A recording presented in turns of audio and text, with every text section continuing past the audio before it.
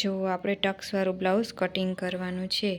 હવે આપણે એની મેં માપ લઈ લીધો છે। હવે તમને સમજાવવા માટે પાછો ફરીથી માપ લઉં અને કટિંગ કરું।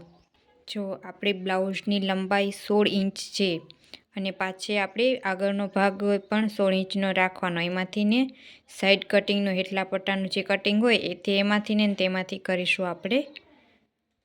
જો હવે આપણે પ્લેટ રાખવાનું કાપડ રાખવાનું અને સાઈડ પાછળ આપણે ચીપટા લેવાના હોય તે આપણે 10 ઇંચ રાખ્યું છે।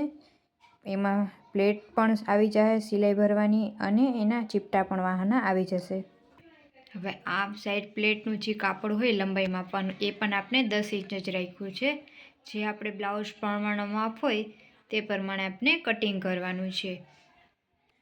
હવે આપણે શોલ્ડરનું કાઢશું। આપણે શોલ્ડર 3.5 ઇંચના રાખવાની છે અને 2 ઇંચનું આપણે ગળું બનાવશું। આપણે આ ગળું છે આપણે ગળું કાઢી લીધું છે।